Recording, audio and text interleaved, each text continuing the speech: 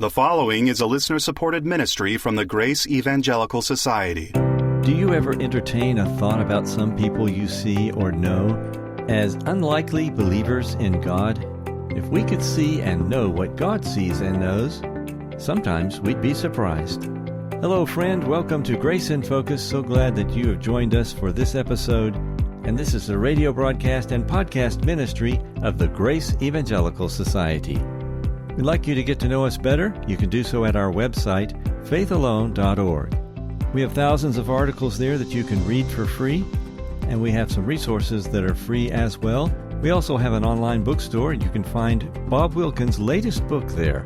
It is called The Gospel is Still Under Siege.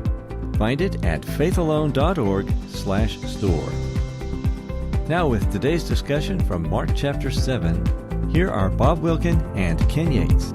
Welcome back to another exciting episode of Grace in Focus. Welcome back, Captain Jack. Captain Jack, meet me down at the railroad track. That's from a previous episode. Colonel Yates, meet me back at the pearly gates. we were talking about that one. That was pretty good. Well, I don't think that would catch on in the military, but I don't know why Captain Jack does either. Bob and I are still going through the book of Mark, hopefully inspiring those who listen to say, man, I've got to learn more about this, or I've got to study more about this book. And we're just picking selected passages, one in each chapter. Right. And now we are in chapter 7. And in chapter 7, we meet one of the heroes. The SP woman. The SP. Or the Syro-Phoenician woman. Which you told me Syro stands for like Syria. Up there, and then Phoenician for Phoenicia, which we don't have Phoenicia today, but we used to have a country called the Phoenicians. And so this is north of Israel. And in this passage, in the Gospel of Mark, this is pretty much the furthest Jesus goes from Israel. And she's a Gentile. And she's a Gentile. And Mark really emphasizes that. You know, he doesn't call her just Syrophoenician, but he says she's Greek, you know. And so he's hammering home the idea that this woman is not, and in the whole account. And by the way, she's found in Mark 7, verses 24 through 30. Right. And again, Mark is really emphasizing the fact that this woman is not Jewish. And even in the conversation that she has with the Lord, that comes out. There's connections with what goes on before. In the first part of chapter 7, Jesus is once again attacked by the religious leaders. Why? Well, his disciples, it says in verse 2, eat, and this, I think, is important when we get to the Syrophoenician woman, bread with unwashed hands or unclean hands. And they had special ceremonial washings of hands, right? Right. And if you didn't do it, you were unclean. Right. And even though the Old Testament didn't tell us about these special washings, they made them up. Right. And why did they do it? Well, if you read the chapters or the verses after this in chapter 7 about the bread and unclean hands, they said, well, the Jews have all these rules when they come back from the marketplace. Well, why do they have to wash themselves when they come back from the marketplace? Because they come in contact with unclean people. They come in contact with Gentiles in the marketplace or Samaritans, and or whoever. And so they had all these rules. Your hands are not clean, and when you eat bread, you need to clean them. That sets the stage for this Syrophoenician woman. What we find is, in the first part of chapter 7, the people who are opposing Jesus over uncleanness and unclean hands and all these other things that they're worried about being unclean and how they eat their bread are the religious leaders, who of all the people should have been the ones who recognized that Jesus was the Christ. Yes. But they don't. And in fact, Jesus says you clean the outside of the cup, but the inside's full of corruption. That's the other thing. Yeah, you're not clean on the inside. You eat your bread with clean hands. Yeah. I mean, you've got what is it with all the COVID? What is it we used on all of our hands? The hand sanitizer. The hand sanitizers. Yeah, your hands are dripping with hand sanitizers when you eat your bread, but the inside is defiled. Yes. This woman is the exact opposite of those things. Yeah, she's not externally clean. She's a Gentile. Right. But she's internally someone with great faith. Yes, she's internally looking really good. And she's not offended when she comes to Jesus about her daughter and wanting a healing. Instead, Jesus talks to her about it's not appropriate to give the food that should be going to Israel to little dogs. But notice, it's not food. What is it? It's bread. Bread. That connects it up to the previous verses. I you like that. You eat your bread with unclean hands. And now he's tying it together. And she wants his bread. There's Not a connection. literal bread, right. But she wants metaphorically for him to heal her daughter. Right. The bread of the Lord here is his healing and his teaching and all that. She wants it. You are invited to subscribe to the Grace Evangelical Society's YouTube channel. You will find our Monday, Wednesday, and Friday videos there, enlightening and encouraging, and even probably humorous at times if you like Bob Wilkin's humor. Indeed, you will get biblical truth about free grace themes like faith alone for eternal salvation and why the Grace Evangelical Society is 0 point Calvinistic. We come your way 3 times a week at the Grace Evangelical YouTube channel. Check it out and tell a friend about the Grace Evangelical Society.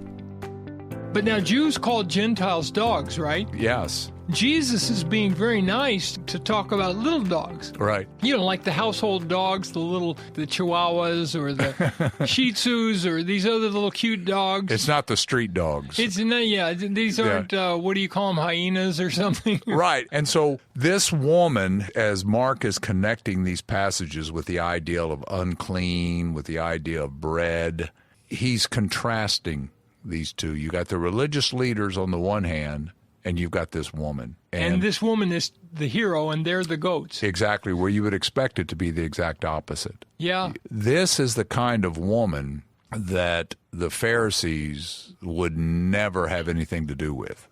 She's as unclean as she can possibly be. And notice, what's her problem? Not only is she unclean. She's got a daughter that's demon-possessed. And what is it called? An unclean spirit. Going back to the unclean hands? Yes. So this is the connection. What we have here is you can see, verse 25, unclean spirit. That's what she's called. And so she's as unclean as you can possibly be. She's a Gentile. By the way, she's from Syrophoenicia near Tyre and Sidon, which were some of Israel's greatest enemies. Right. In the Old Testament. So yeah, the passage mentions went to the region of Tyre and Sidon, right, in verse 24. Yeah, so again, if you're going to pick somebody for a religious Jew who, this is why they bathed in that cleaning and they clean themselves, because of people like her. You wouldn't be inviting her over for a meal. Right, and Jesus goes to her. And so this is the connection. Did she come to him or did he go to her? Well, she goes up there. Here's what's interesting. He's heard in that about house, right? Right, and he wants to keep secret. Right. And it says that she heard about him. Right. From who? Well, we don't know. Well, we do know. Earlier in the gospel, it says that he was healing, and there were people from Tyre and Sidon there. So she heard about him not when he was in Tyre and Sidon, but where he was elsewhere. Exactly. And those people came back and reported. And she had heard about him. And now she hears report that same man is in her town. Yes. So here he's there, And Jesus, and here's the other question. Why is Jesus in this area of Tyre and Sidon? Because the religious leaders have run him off.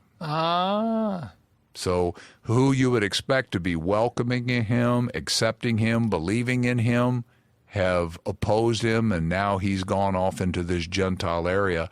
And here's an unclean person. And her attitude is completely different. Yeah, notice when he says the thing about you shouldn't give, as you pointed out, the children's bread.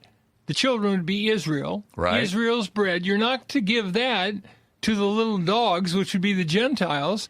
Instead of taking offense, she says, "Yes, Lord, yet even the little dogs under the table eat from the children's crumbs." Now, she's not even talking about the full bread, Right. just the little fragments of the bread, the crumbs. Isn't that great? And she's like, "Give me just a little something." What she's saying is, even the leftovers that you have for your people is good enough for me. Yeah. How incredible is this She lady? realizes he can heal her daughter with just a word. Exactly. He doesn't need to exert a lot of energy or whatever. And it's something that she realizes he will be willing to do. Yeah, because of what she's heard about him. She's heard about his power. She's heard about his mercy. His compassion. And his compassion. And she says, I've heard about you, and I know that you'll be merciful to me because of what I've heard. A lot of Gentiles would have been anti-Semitic. And this woman is not that way. Says, you're right. The Jews are your children, and I am the little house pet because I'm a Gentile. But you're so great that even the crumbs that fall off the table that you give your people is enough to heal my daughter. So do you think she's a believer? Oh, absolutely, because in the other Gospels... Not just believing he can heal her, but actually believe in him for eternal life. She's heard the things that he's taught, that he's the Christ. And, by the way, in the other Gospel, it says she calls him Son of David. This is a believer here. So she knows it's Messiah because Son of David's a messianic type. That's right. And so the things that she's heard about him, she believes. And not only that, but in the previous verses, Jesus talks about cleaning the inside, like you said, cleaning the inside. And he says, you know, the Pharisees, they clean the outside and the inside. What goes into them is what comes out of a man that defiles him. This woman's heart is clean. Wow, that's good. Her outside, yeah, she's got an unclean spirit in her daughter. She's a Syrophoenician woman. She's a Gentile. The Jews say that's as unclean as you can possibly be. But look at her heart. She believes the things that she's heard Jesus say. So he heals her daughter and says, "For this saying, go your way, the demon has gone out from your daughter." But doesn't it say in the other Gospels that he talks about her great faith? Her great faith. And great faith doesn't mean she has a bigger degree of faith. It means what she believes is greater than what many of the people in Israel believe. He says, just go home. She's healed. And she believes him. So she believes. And didn't you say there's only one other example where he talks about great faith? It's and a centurion. That too is a Gentile? Right. And that too is distance healing? Exactly. So this woman is not only, you're the Christ, the crumbs that come down from your table is enough. In fact, just tell me the word and my daughter's healed. This woman, I'm telling y'all, study this woman. She's something else. So, all right. Well, we hope that, again, causes you to say, I got to know more about the Gospel of Mark. And in the meantime, keep grace in focus. Be our guest and subscribe to our 48-page magazine, 6 issues per year, also called Grace in Focus, by emailing your name and snail mail address to ges@faithalone.org. That's faithalone.org. On this program, we keep our requests for financial partners to a minimum. But if you are interested in becoming a financial partner with Grace in Focus, you can find out how to do that at faithalone.org. On our next episode, Losing Your Life to Save Your Life? Join us, and until then, let's keep grace in focus. The proceeding has been a listener-supported ministry from the Grace Evangelical Society.